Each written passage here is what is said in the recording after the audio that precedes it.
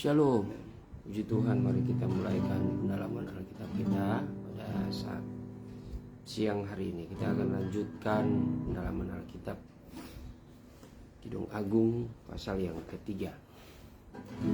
Namun sebelumnya kita berdoa dulu.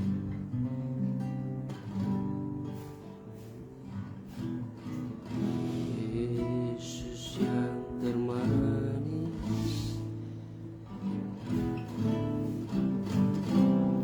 Yesus yang termanis, buat jiwaku, buat jiwaku, buat jiwaku.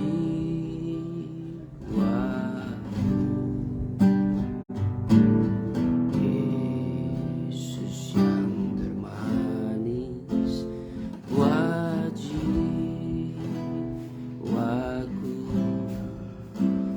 ku cinta selamanya.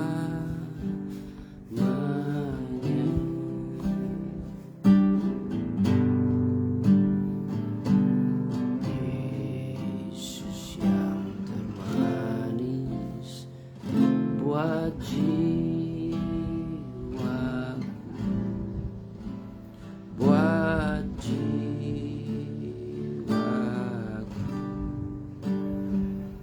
buat jiwaku.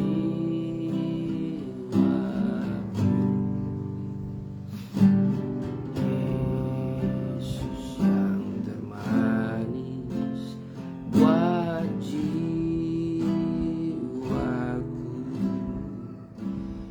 ku cinta selamanya. Terima kasih Tuhan, pada saat siang hari ini kami bersyukur kepadamu ya Bapa. Kau Allah yang baik bagi kami, selalu memelihara kehidupan kami sebagai umat-Mu yang percaya kepadamu. Oleh karena itu saat ini Tuhan, kami akan mulai kembali belajar mendalami setiap kebenaran firman-Mu. Kiranya pimpinan Roh Kudus akan senantiasa memampukan kami untuk memahami dan mengerti dari setiap rahasia firman-Mu. Kiranya lewat kasih karunia-Mu Tuhan, melalui karunia kuasa Roh-Mu, baik itu karunia perkataan hikmat, marifat, dan membedakan segala roh, menjadi pengurapan dari tempat yang maha tinggi, untuk memberikan pengertian bagi kami, agar setiap rahasia firman yang sudah diungkapkan, kami juga boleh dapat diberikan kekuatan baru. Terlebih kami juga boleh dapat mempraktekkan dalam kehidupan sehari-hari. Terima kasih Tuhan. Berkati kami semua, urapi kami semua, terlebih hamba-Mu yang akan menyampaikan kebenaran firman-Mu. Kami akan memulai dalam Alkitab kami pada saat siang hari ini di dalam nama Tuhan Yesus Kristus. Haleluya. Amin.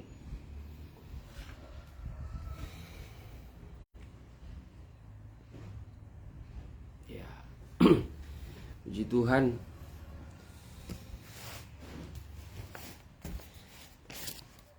Kita masih pada pasal yang ketiga, yaitu ayat yang pertama ya. Kemarin bagaimana dikatakan ada kalanya gereja pengantin mengalami ketiduran rohani yang mengakibatkan kehilangan karunia-karunia rohku, yang berarti kehilangan aku sehingga penyembahan menjadi suam. Seolah-olah aku tidak ada lagi di dalam penyembahan. Apa sebab? Karena gereja pengantin tertidur rohani, dan juga ada beberapa hal lain sebagai penyebabnya, dan sudah disampaikan ya. Kemarin ada 2 poin di situ. Karena pertama, menganggap remeh akan firman Tuhan yang merupakan asupan makanan rohani kita. Tidak lagi membaca firman secara teratur, tidak lagi memperhatikan pengajaran yang sudah disampaikan, dan sekalipun umat Tuhan, jemaat yang percaya kepada Tuhan, kepada firman, walaupun dia sudah mencatat dan dibukukan ayat-ayat kebenaran firman Tuhan, catatan-catatan rohani, tetapi semuanya itu hanya sampai disimpan dalam lemari dan dijadikan seperti barang antik yang akhirnya tidak pernah dibaca, tidak pernah direnungkan, akhirnya hanya menjadi barang yang dapat dimakan gengat dan karat. Lalu yang kedua, karena makan makanan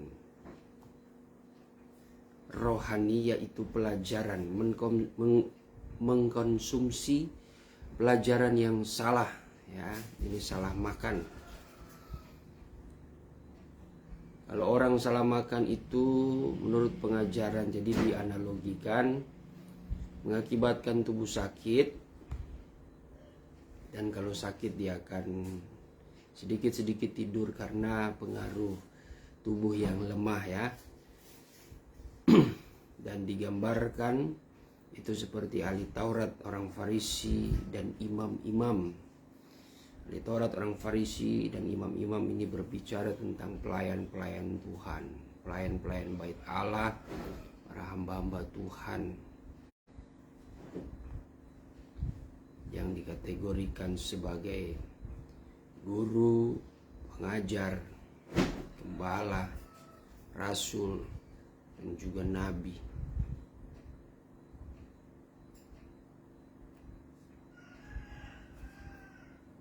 Orang-orang kudus ini adalah orang-orang yang dipercayakan Tuhan akan Taurat, akan pengajaran yang daripada Tuhan, tetapi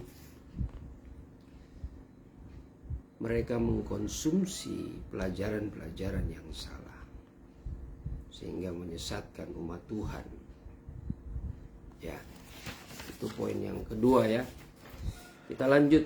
Jadi ada 2 poin tadi. Kita lanjut. Keadaan tertidur rohani itu akan menimpa gereja pengantin agar sadar dan insaf. Sebab kalau tidak terjadi seperti gereja pengantin,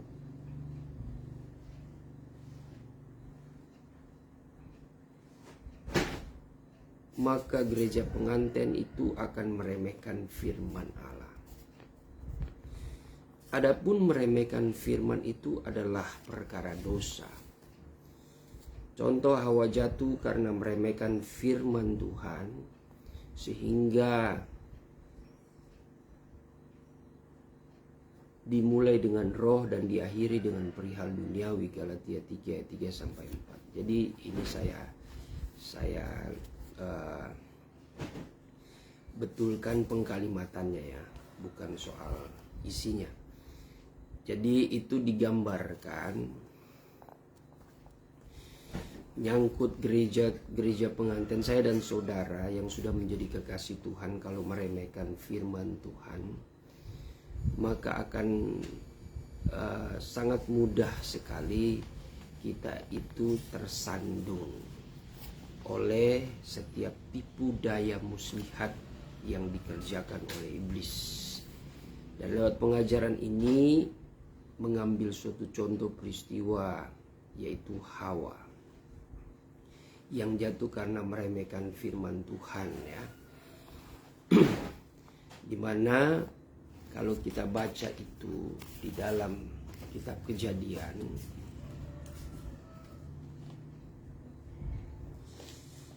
saya akan membacakannya bagi saudara.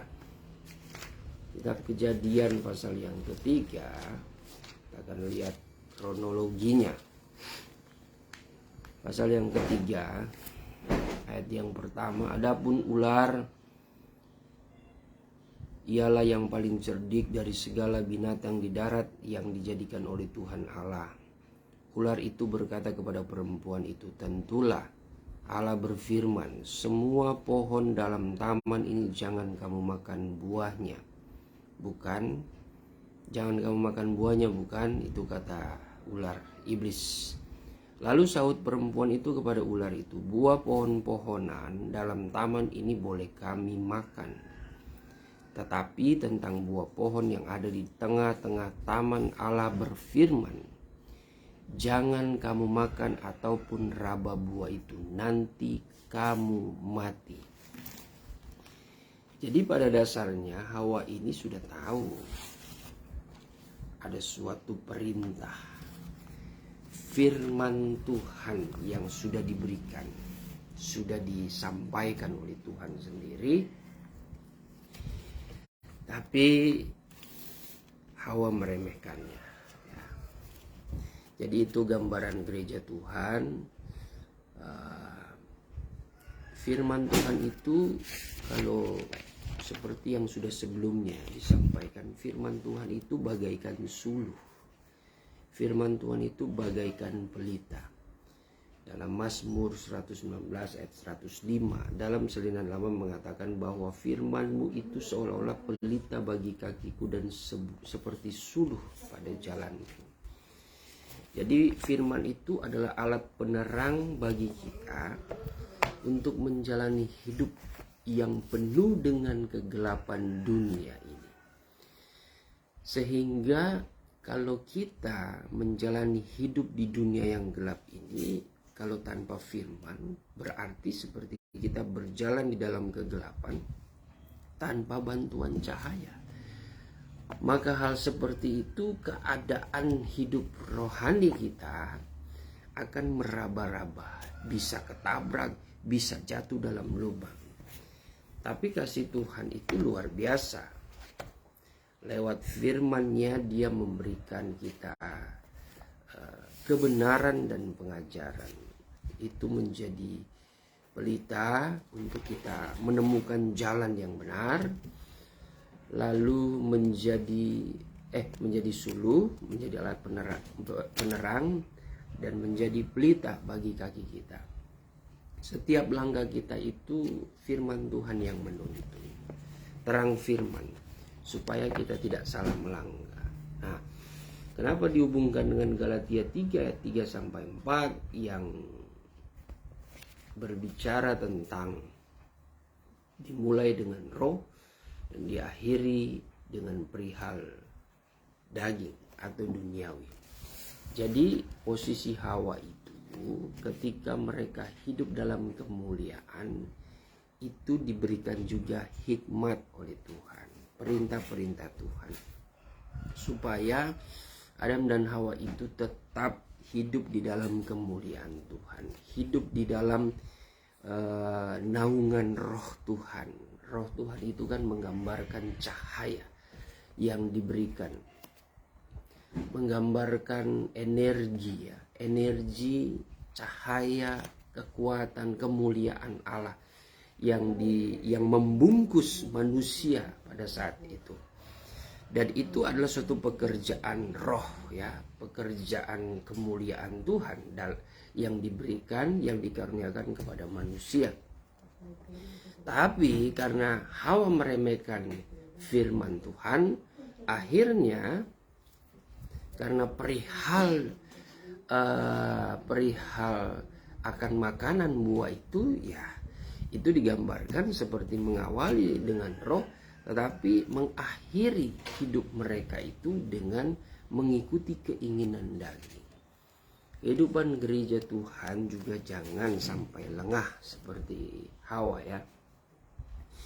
sehingga kita sudah dipanggil oleh Tuhan, kita mengalami berkat Tuhan, kita mengalami mujizat. Saudara mungkin ada yang dipanggil karena saudara disembuhkan lewat sakit penyakit, saudara dilindungi, mengalami kecelakaan tetapi saudara selamat, ada yang seperti itu.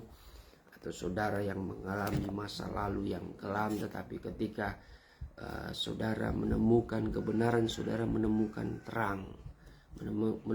terang dalam hidup saudara yang membuat saudara akhirnya ditarik keluar dari kungkungan masa lalu saudara, entah saudara juga atau mungkin narkoba, seorang pemabuk, ya pergaulan bebas dan sebagainya, sampai saudara mengenal kebenaran, saudara menemukan terang itu, sehingga saudara ditarik oleh kemuliaan Tuhan dan Tuhan ingin memulihkan saudara. Dan itu merupakan awal yang digambarkan oleh Galatia 3 itu, awal yang baik, awal yang dikerjakan oleh kuat kuasa Roh Allah. Kuasa Roh Allah itu ya sifatnya itu lemah lembut, penuh kasih, ya, senantiasa membawa sukacita, membawa damai sejahtera, mengajarkan perbuatan-perbuatan tentang kesabaran, kebaikan, kelemah lembutan, kesetiaan, ya, bahkan mengajarkan bagaimana menawan hawa nafsu, ya, menahan bukan menawan, ya sama saja sih, menawan hawa nafsu agar kedagingan itu tunduk. Nah, tetapi kalau kita ternyata yang sudah di awal kita mendapatkan pimpinan Roh Allah, tapi akhirnya kita mengikuti keinginan, kehendak iblis, yang dimana dalam kehidupan kita sehari-hari itu selalu diingatkan, iblis mempunyai kehendak mempengaruhi, menjatuhkan iman manusia supaya manusia itu dapat binasa, manusia itu tersesat. Karena di dalam Yohanes 8 ayat yang ke-44, saudara, di situ menjadi ayat hafalan bagi kita perihal identitas dari iblis itu sendiri. Iblis itu adalah pendusta, dia adalah pembunuh sejak awal, ya, pembunuh manusia sejak awal, ya, yang dimana dengan dustanya, dengan tipu dayanya, dia senantiasa menyesatkan hati pikiran manusia. Bahkan di dalam Yohanes 10 ayat yang ke-10 mengatakan, iblis itu seperti pencuri. Dia tidak bisa melihat manusia yang sudah mulai dibentuk oleh Tuhan adalah manusia yang sungguh berbahagia karena diberikan anugerah oleh Tuhan, diberikan alat penerang supaya dia tidak jalan meraba-raba, diberikan karunia, kasih karunia kepada Tuhan, sehingga itu menjadi pedoman hidupnya untuk dia akan memperoleh kehidupan yang sebenarnya di dalam kehidupan yang kekal. Iblis tidak senang seperti itu, makanya dia senantiasa ingin mencuri damai sejahtera yang akan menyempurnakan manusia itu roh, jiwa, dan tubuh. Dengan damai sejahtera Allah di dalam kasih karunia Allah yang senantiasa ingin membentuk hidup kita menjadi pribadi yang tidak bercacat celah sampai kedatangan hari Tuhan dan menyempurnakan tubuh, jiwa, dan roh.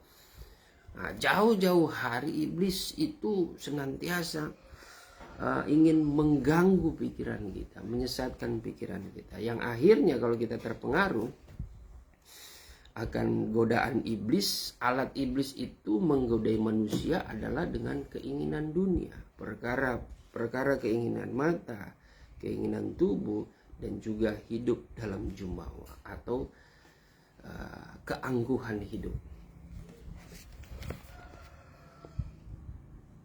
Sehingga kalau kita hidup terikat oleh keinginan tersebut, maka kita bisa jatuh dalam dosa, hilang kemuliaan Allah, ya. Atau kembali pada keinginan-keinginan duniawi, ya, yang tadi saya sudah jelaskan, ya. Kembali kepada keinginan-keinginan duniawi yang terdiri dari keinginan tubuh, keinginan mata, dan hidup dalam jumawa, sehingga tidak mengeluarkan buah-buah roh tapi buah-buah hawa nafsu. Saya baca bagi saudara.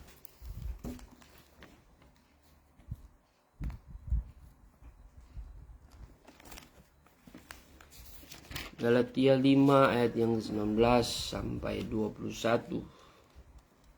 Ini buah-buah hawa nafsu.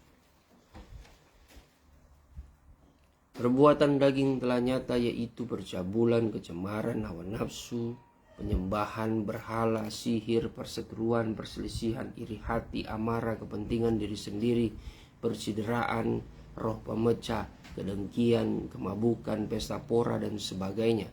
Terhadap semuanya itu kuperingatkan kamu, seperti yang telah kubuat dahulu, bahwa barang siapa melakukan hal-hal yang demikian, ia tidak akan mendapat bagian dalam kerajaan Allah. Berbeda dengan perbuatan yang dihasilkan oleh buah roh. Itu ayat selanjutnya 22 sampai 23 mengatakan begini. Tetapi buah roh ialah kasih, sukacita, damai sejahtera, kesabaran, kemurahan, kebaikan, kesetiaan, kelemah lembutan, penguasaan diri. Tidak ada hukum yang menentang hal-hal itu. Jadi begitu ya saudara. Kalau kita itu meremehkan firman, konsekuensinya adalah kita akan mudah terkecoh, ya. Kita kehilangan hikmat daripada Tuhan. Kalau kita meremehkan firman, sama saja kita tidak ada perisai bagi diri kita, bagi pikiran, bagi hati kita yang syarat sekali dengan segala keinginan, ya, segala perbuatan-perbuatan, pemikiran-pemikiran yang negatif. Itu sangat syarat sekali. Tapi jikalau kita tidak meremehkan firman itu Amsal 30 ayat yang kelima, firman itu murni dan suci. Ia akan menjadi perisai, pelindung dalam kehidupan rohani kita. Tapi kalau kita meremehkan, sama saja kita tidak menggunakan perisai firman Tuhan itu.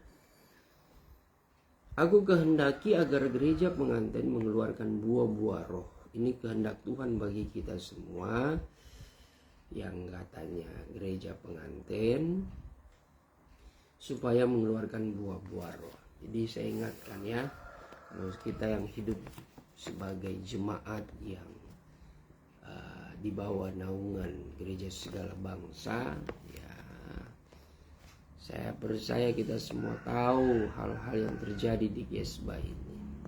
Jadi jikalau terjadi perpecahan, ada dua hal menurut saya. Ada dua hal. Yang pertama itu adalah kelalaian dari hamba-hamba Tuhan, ya.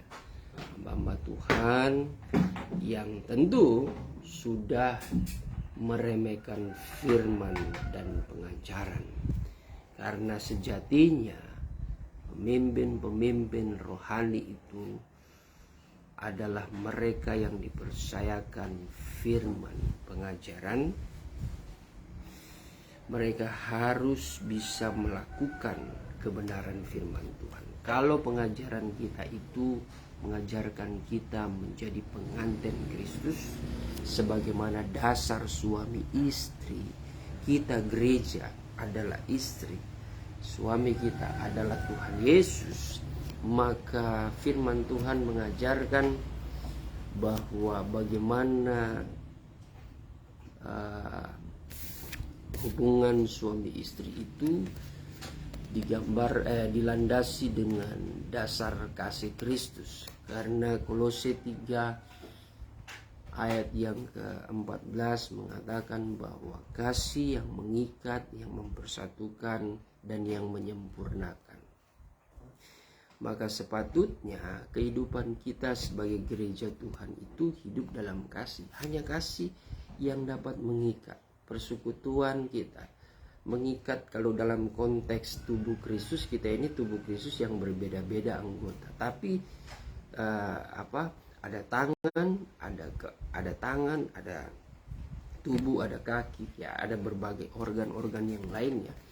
Dan itu terikat satu dengan yang lainnya, yang diikat oleh urat saraf sendi, ya, dan sebagainya, sehingga menjadi tubuh yang utuh.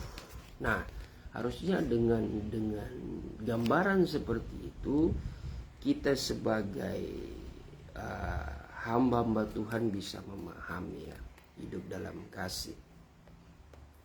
Jadi jikalau masih terjadi perpecahan, berarti ada sesuatu firman yang tidak dijalankan, sehingga kurangnya kasih. Kalau bahasa Paulus itu ada kasih yang pura-pura, ya. Tapi Paulus mengatakan kasih itu Coba kita buka dulu ya, saya takut salah. Roma pasal yang ke-12.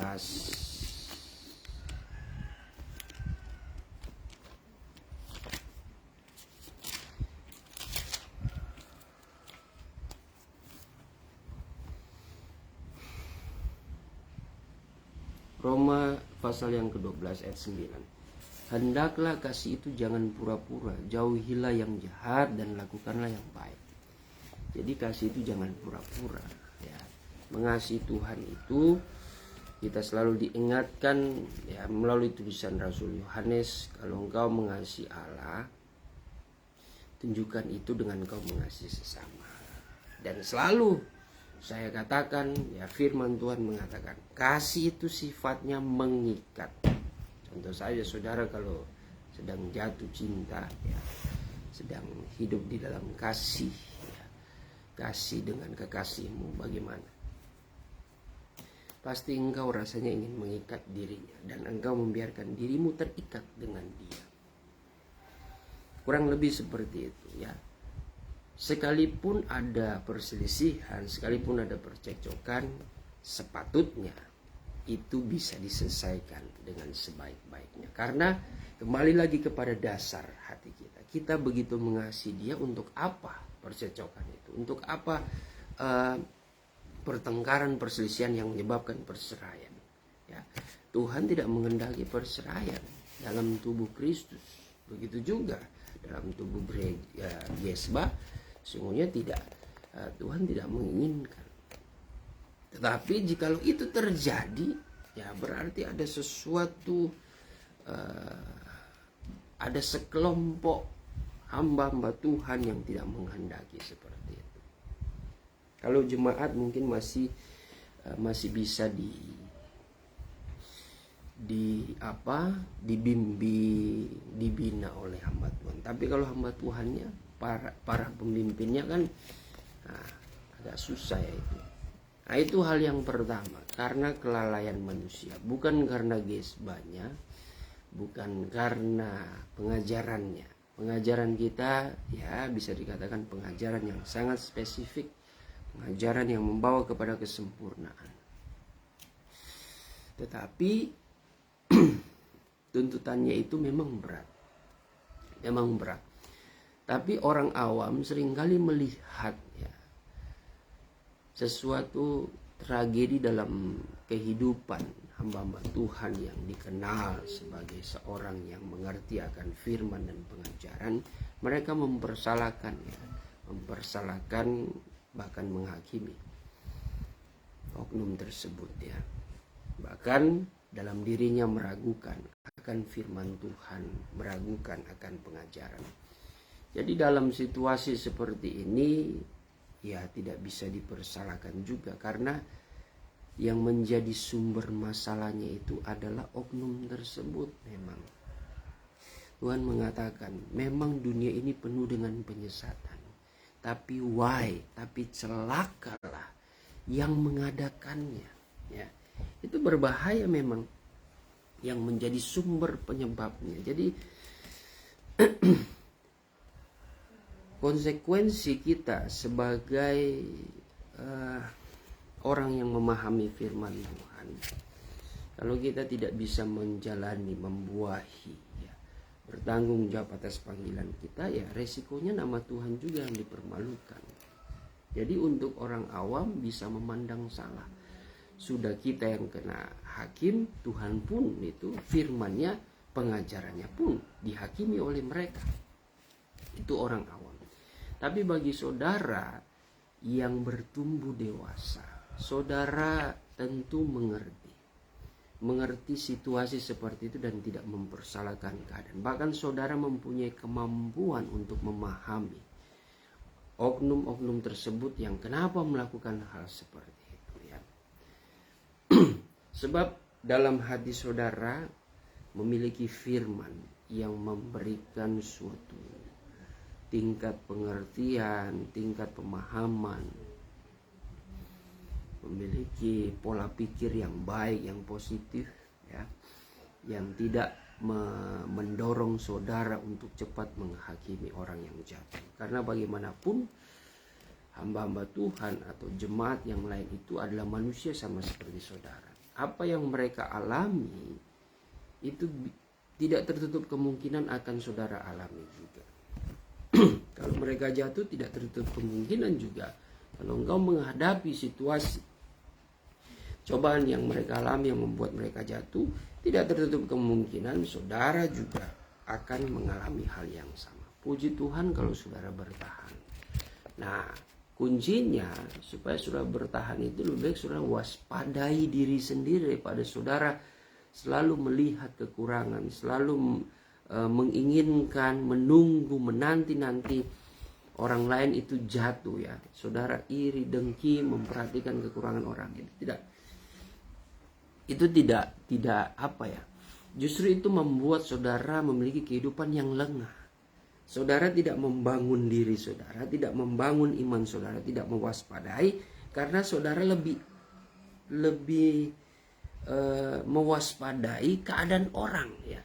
Ibarat kata bahasa sederhananya, saudara justru malah mengurusi diri kehidupan orang ya. Mengurusi kehidupan orang lain. Bukannya saudara urusi, bangun kehidupan diri sendiri, tapi saudara malah ngurus kehidupan orang lain. Ya, itu bahasa sinisnya ya. Secara sederhana di dalam kehidupan kita. Walaupun kita sebagai anak-anak Tuhan, kita dipercayakan Tuhan mengurus kehidupan orang lain. Mengurus di sini dalam pengertian kita memperhatikan mereka. Khususnya ya mungkin seperti kami, kita mengurus iman mereka, mengajarkan mereka, menunjukkan kepedulian kita. Bahkan tidak jarang ya, kita lebih peduli mereka daripada peduli diri sendiri. Itu karena tugas, ada tugas. Sama seperti saudara bekerja.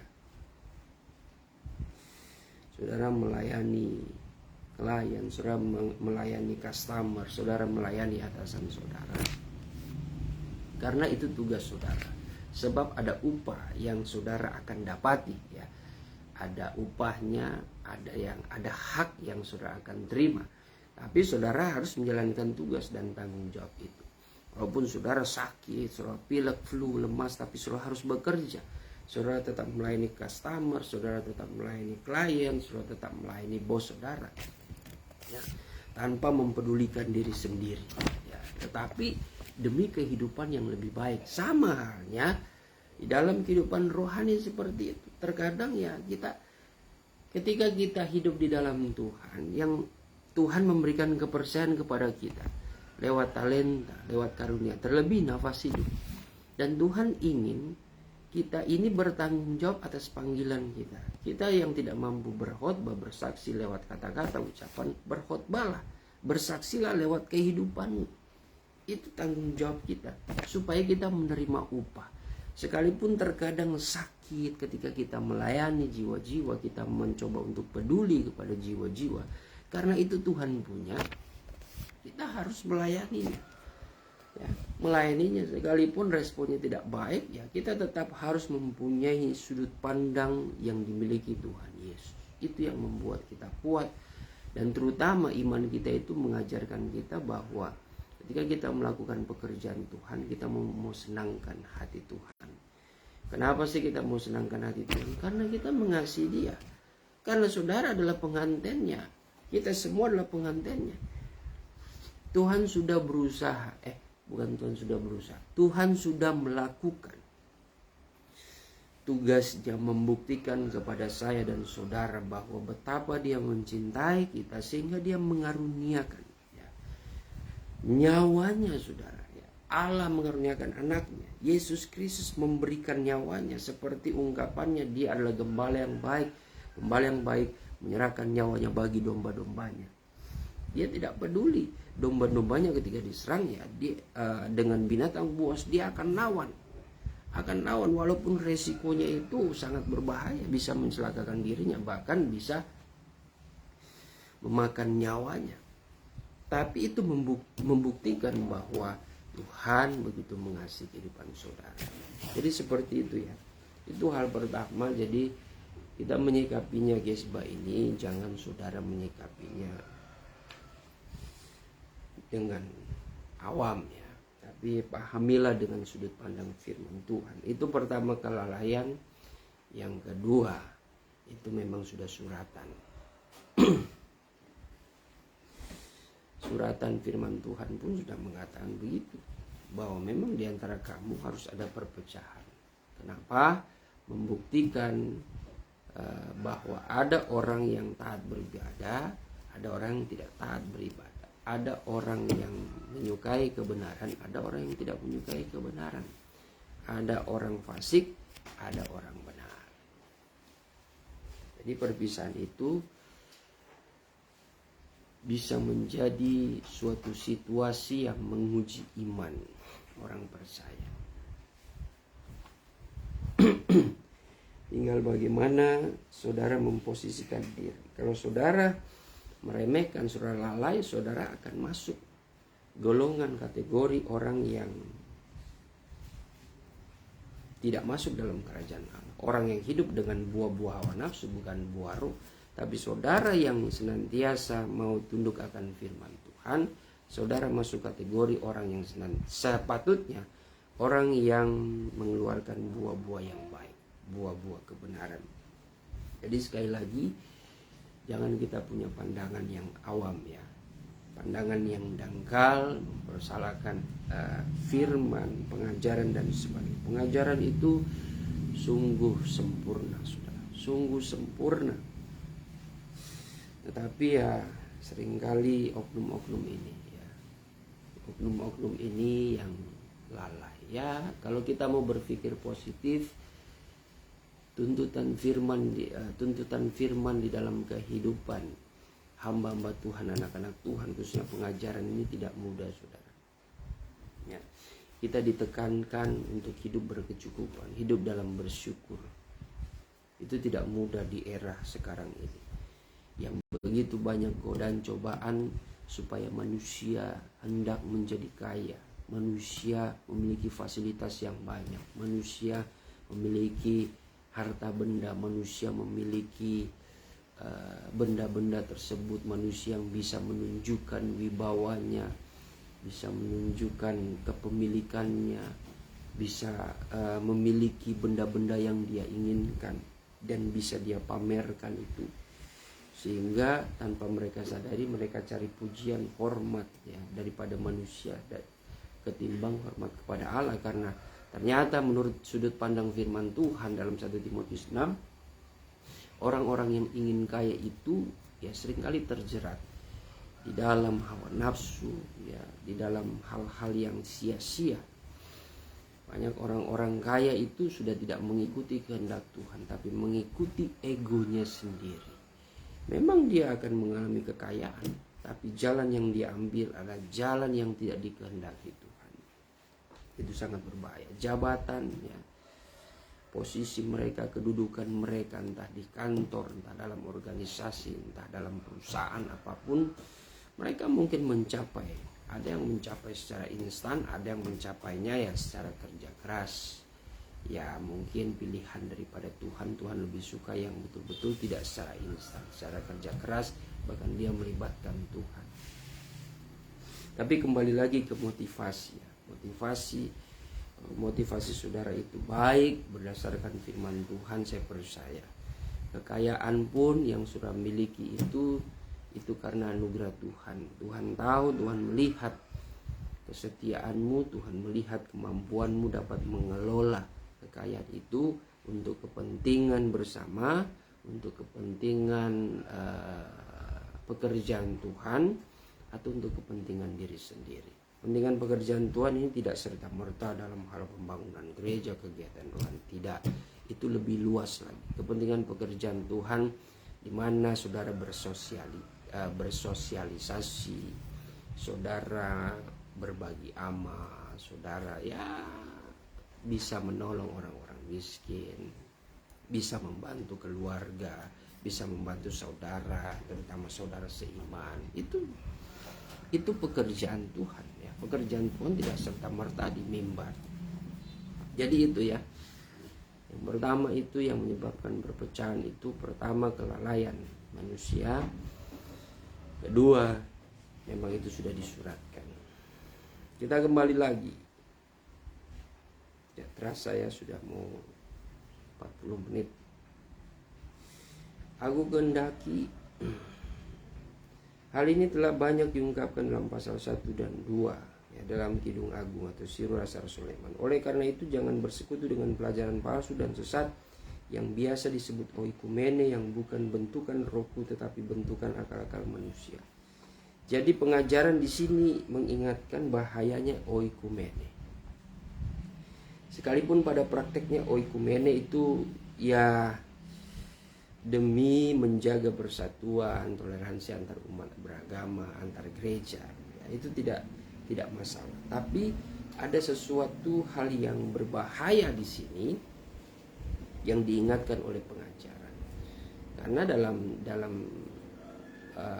oikumene itu persekutuan kan berbagai denominasi dengan ajaran yang berbeda-beda. Ajaran yang berbeda-beda dalam pengertian, ada ajaran yang tidak sesuai dengan firman Tuhan. Sekalipun dia memberitakan tentang Yesus, ada yang tidak mengajarkan penyembahan yang benar. Sekalipun dia memberitakan tentang Tuhan Yesus, ada yang menekankan hanya pertobatan tetapi tidak sampai kepada anugerah, karunia-karunia, bahkan tidak sampai kepada baptisan air. Yang penting hidupmu bertobat dan berbuah. Itu tidak salah. Tapi kalau di dalam pengajaran kabar pengantin, itu masih tahap dasar. Masih tahap dasar. Dalam 7 tingkat iman ya memang ada. Orang bertobat itu dituntut juga buah pertobatan kan. Nah, tapi tidak sampai di situ. Ada buah pelayanan juga. Kenapa dituntut buah pelayanan? Di mana itu masuk kepada perkara kamar suci. Karena saudara yang sudah penuh roh itu dipercayakan karunia-karunia. Karunia itu tunjukkan buahnya. Karunia-karunia roh itu talenta saudara yang sudah lahir baru daripada air dan roh sampai kepada karunia-karunia itu diberikan kepada saudara untuk saudara berbuat dalam pelayanan. Tunjukkan saudara bernubuat, saudara punya karunia nubuatan, tunjukkan, layani itu ya, buahi semuanya itu.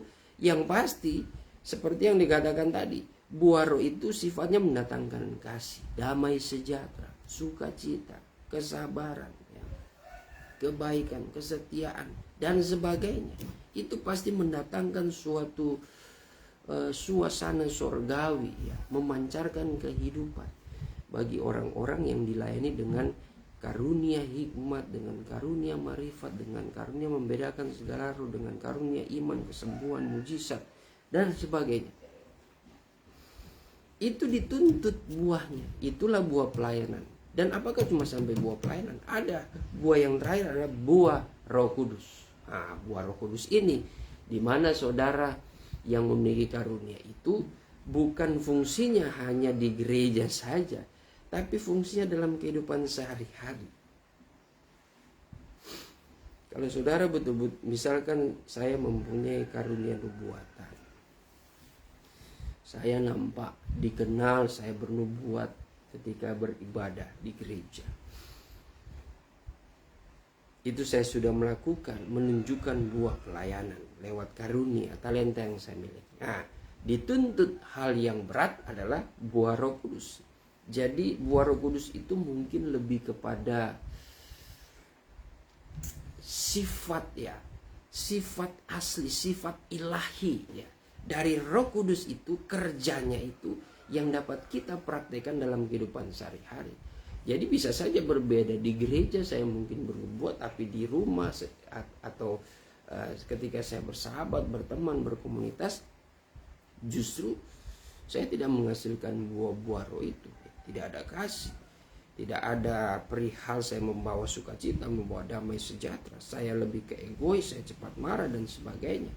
Ya, ada seperti itu. Bahkan bisa sampai ke dunia pelayanan. Saya maunya pelayanan itu sudah dipercayakan pelayanan musik, maunya saya dipercayakan khotbah juga, maunya saya dipercayakan koordinator, saya mau dipercayakan pelayanan-pelayanan yang lainnya, maunya saya ambil semua, monopoli dan sebagainya. Maksudnya apa? Sementara ada sumber daya manusia yang baik. Ya, kecuali situasi-situasi tertentu ya. Contoh seperti saya bermain musik, itu bukan berarti ketika saya bermain musik saya dipercayakan firman Tuhan, itu bukan atas dasar kemauan saya juga ya, karena saya dipercayakan oleh Ibu Gembala untuk menyampaikan firman Tuhan secara saya laki-laki dalam etika pelayanan di kabar pengantin ya, laki-laki dalam tanda kutip ya lebih banyak kepercayaannya dalam pelayanan, dalam memimpin liturgi ibadah. Ya kebetulan main drum juga ya, saya bisa ya, saya bantu. Tetapi bukan berarti saya monopoli ya, saya monopoli, dan saya juga tidak bisa memberikan sembarangan pelayanan itu kepada orang yang mungkin baru bertobat atau orang-orang yang baru ya. Semua ada prosesnya ya, semua ada kebijakan-kebijakannya, jadi tidak sembarangan ya. Nah jadi seperti itu ya. Berbahayanya oikumene, diingatkan lagi. Oikumene itu karena penyembahnya bisa berbeda, pengajarannya pun diajarkan itu bisa berbeda jauh ya. Itu sangat berbahaya, dan Tuhan tidak suka itu. Dalam ayat-ayat sebelumnya yang sudah saya ingatkan, justru dikatakan Tuhan bisa mengalami perzinahan rohani besar-besaran. Itu yang harus kita hindari. Tapi kalau mengatasnamakan toleransi antar umat beragama ya, untuk menghadiri, menghormati hal seperti itu tidak mengapa itu ya, tidak salah juga. Cuma ya kita harus tetap bisa menjaga diri kita, menjaga prinsip kita lewat pengajaran dan kebenaran firman Tuhan. Kita lanjut dulu. Pengalaman ini harus dialami oleh gereja pengantin supaya dapat merasakan dengan sungguh-sungguh betapa bahayanya kehilangan karunia-karunia Rohku, yang berarti kehilangan aku sendiri. Kehilangan aku yaitu Tuhan Yesus ya. Yaitu seorang yang telah menerima aku, bertobat, berbaptis dan menerima anugerah-anugerah Rohku, tetapi kemudian tertidur rohani, berarti ada kekosongan. Sampai di sini saja pengajaran kita. Saya akan tutup penjelasan kalimat tadi. Jadi di situ diingatkan lagi pengalaman gereja Tuhan yang sudah mengamalkan 7 tingkat iman, saudara, dari percaya, bertobat, berbaptis sampai menerima karunia-karunia Roh. Tetapi saudara mengalami ketiduran rohani, itu semua bisa hilang. Itu semua bisa kembali lagi, itu dituntut kepada kita untuk kembali lagi dari awal. Karena kita sama saja membiarkan roh Tuhan itu meninggalkan diri kita ya. Karena kalau tertidur rohani ya, aplikasinya dalam kehidupan kita sehari-hari, saudara ya, kita tidak ada gairah untuk berdoa, baca Alkitab ya, beribadah. Kalaupun kita lakukan itu karena disuruh orang, karena didorong-dorong orang, karena ikut rame, karena sekedar rutinitas. Ada yang seperti itu. Mungkin di hadapan manusia kita bisa mendustai gembala, mendustai jemaat yang lainnya, seolah-olah kita ini masih eksis dalam pelayanan. Tapi hati kita tidak lagi bersungguh-sungguh di situ ya. Bahkan ada yang modelnya, saudara ya, kelihatan giat beribadah, kelihatan aktif eksis di pelayanan, tapi maunya itu dipuji-puji, maunya itu dipercayakan pelayanan ya, dipercayakan memiliki jabatan kedudukan di dalam jemaat ya, di dalam penggembalaan atau dalam organisasi. Ada yang seperti itu. Wah, itu lebih bahaya lagi ya, lebih bahaya lagi, sehingga akan kelihatan ketika dia tidak dipercayakan, nah ngambek langsung pindah gereja. Ada yang seperti itu. Nah, tetapi kita harus mengerti ya, esensi kita mengikut Tuhan, esensi kita mau beribadah kepada Tuhan. Satu hal yang pasti, saudara, kita sebagai gereja Tuhan Kita tidak haus, tidak lapar dengan segala perkara yang ada di dunia. Pelayanan-pelayanan yang ada di dunia, jabatan, sekalipun jabatan gereja, kedudukan, kepercayaan gereja, itu semua masih menyangkut perkara dunia yang dipercayakan Tuhan. Tapi perkara rohani itu yang terpenting. Saudara itu membawa, memposisikan hidup hati saudara itu tetap terfokus kepada Tuhan. Sehingga saudara mau naik turun jabatan, mau dipercayakan atau tidak dipercayakan, saudara tidak hati saudara itu tidak terintimidasi, tidak terikut dengan itu. Saudara lakukan semua itu, saudara terima atau tidak terima itu, saudara mau lakukan itu untuk Tuhan. Itu gereja pengantin yang sangat baik ya, yang diinginkan oleh Tuhan.